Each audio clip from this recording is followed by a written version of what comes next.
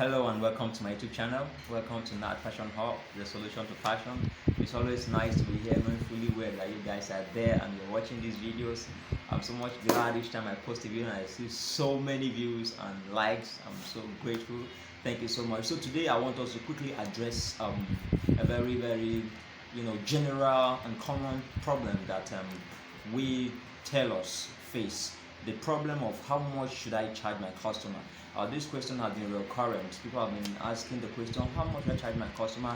And I deem it fit that, okay, I should make a video that addresses this issue. So if you are yet to subscribe to this channel, please hit the subscribe button and turn your notification bell on, because much more interesting videos are going to be coming your way from Nat Fashion Hub. So how much should I charge my customers? One, I will like to first of all address a standard, let's call it a standard of charging customers that some of us have adapted to, which I don't think is the best. The system of charging based on what your neighbor is charging, based on what the other tailor around you is charging, or the tailor in your vicinity is charging. That is good and still has some disadvantages, in the sense that when someone comes to you to make a dress for that person, the quality of fabric you use is not the same. So the person charging 15,000 naira for an up and down, you don't know the quality of fabric the person is using. The person charging 10,000 for an up and down, you don't know the quality of fabric the person is using.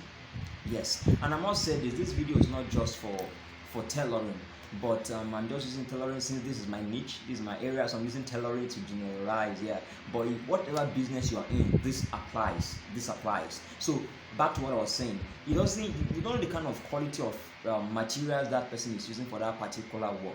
So charging 10,000 naira for an up and down because my neighbor is charging 10,000, I don't think is the best. Or charging 15,000 or 20,000, I don't think is the best. Now the best formula for us, one of the things, or not the things we are going to consider, to come to a conclusion of how much you are going to charge a customer. First of all, we'll talk about the costs of producing that very dress you want to produce. The first thing you look at before charging a customer is, one, the cost of materials, the thread, the buttons you are putting on that clothes, the soft gum, the hard gum, the neck collar, the collar gum, all the accessories you need for that work. You are supposed to write them down and know the costs of those accessories. Yes, before you will talk about charging a customer for a dress. Because, for example, if someone comes to you to make an up and down for him, okay, let's say the person brings his or her fabric for you to make a dress for that person, and you end up charging 5,000 to make that dress, and at the end I'm going to the market discover that all the accessories the person needs for that dress is costing like 4,000 or 4,500, then work done is equal to zero. You are working but not earning.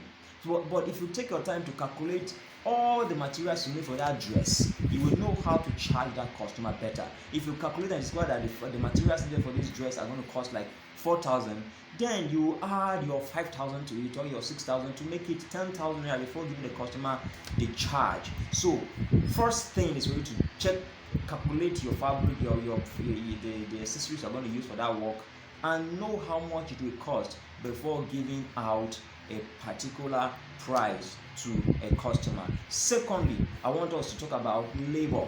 Yes, now you might have people working for you, or you're working yourself.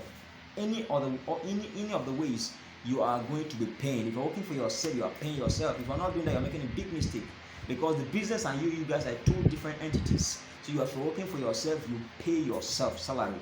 If someone is working for you, you still pay that person. So the next thing you consider is the cost of labor. If you are paying someone to make this dress for somebody, how much are you paying the person? If you are paying the person 2,000, it means you have to add that 2,000 as part of the charge for that work.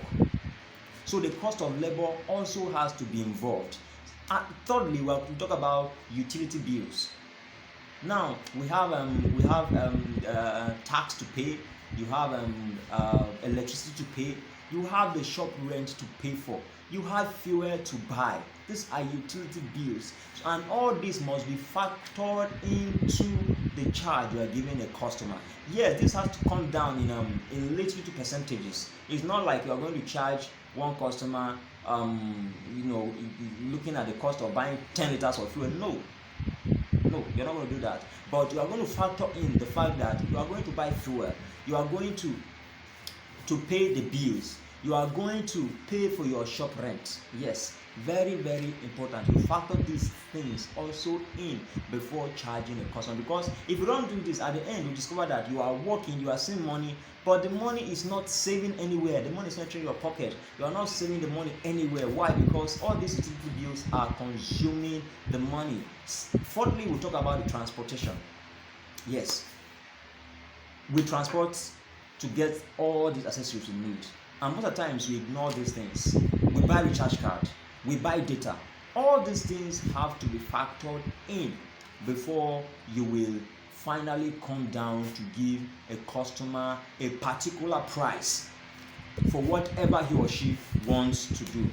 Also, the costs of your machines, all the machines you have in your shop. Okay, for example, if you buy a new machine, let's say you buy a machine 100,000 naira, and you are looking at recovering the cost of this machine within a year, you will divide that 100,000 naira. For example, now if you are making 20 dresses in a month, or making 100 dresses in a year, you will divide that 100,000 naira into 100, so that you know how much each of these dresses you are making is paying for the cost of that machine.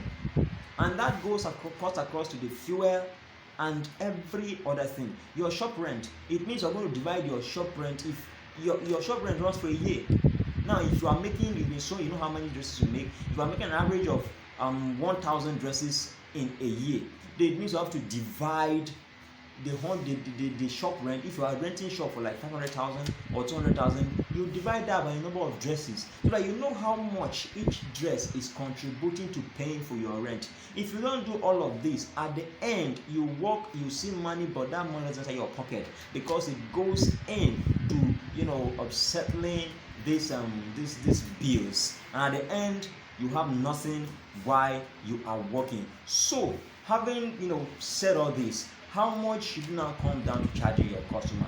One, we talked about the costs of fabric, we talked about utility bills, we talked about transportation, we talked about labor. Yes, we talked about accessories, equipment, machines. So if you are charging a customer, all this must be in. Also, see, you are earning a living from this that you are doing.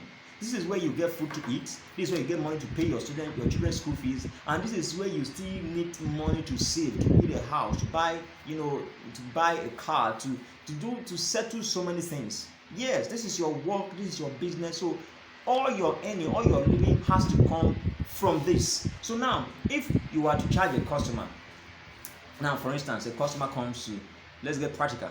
A customer comes and the customer wants to make an up and down, okay, trouser and a top, or a gown, or a skirt and blouse.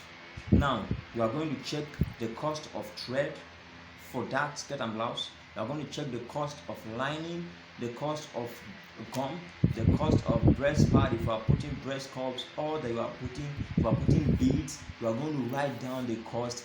Then you are going to add an extra amount as based on your own calculation. I don't know how much your rent is. So you are going to add an extra amount that covers for transportation, that covers for rent, that covers for utility bills, that covers for maintenance. You are going to add an amount. For example, if you check all those sewing accessories and that cost 3,000 or 4,000, you are going to add an extra 2,000 or 3,000 naira to it. So which means the cost of making that dress, based on your calculation alone, 3,000 plus 2,000 is already 5,000. Now you are going to add your own interest. Yes, that is what enters your pocket, because mind you, you charge for labor, that one is going to labor. You charge for utility, is going to utility. You charge for materials, is going for materials. You charge for transportation, is going to transportation. What is remaining now is your own savings, what enters the savings account. Yes, So after all of that, if the accessories and all the charges you calculate and they come up to 5,000 or 6,000 or 7,000 or 10,000 based on whatever you get, you will now add your own percentage, which is the savings for you, to that very amount before giving out the customer the price. Because these things vary. Someone making a dress in Lagos is paying the shop rent, the cost of fabrics is higher than someone making a dress at the outskirts of Lagos. The same way someone making a dress in Kano, things might be cheaper than someone making a dress in Port Harcourt. So you cannot just have a static price that this should be like this. But looking at these considerations, by the time you add this and this and that like I've listed down, you will come to a very fair price. So it doesn't matter if your neighbor is charging this, and to cap this up, you must know what you're doing. You must be good at what you are doing. Yes, because you cannot be good at what you're doing and you are charging more than what others are charging. No, it can't work. You must know the work you are doing very well to be able to charge above others and still have customers. And like I said before, customers that come around telling you this person is making this thing for 10,000, they can go and make it there. That's just the truth. Because if you will bring it down, if you will bring your cost down to the 10,000, you might be lowering your standard based on the fabrics you use for your work.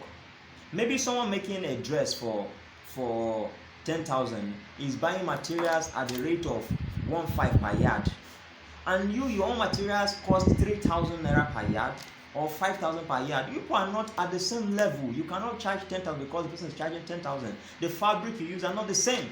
So you charge based on the fabric you use.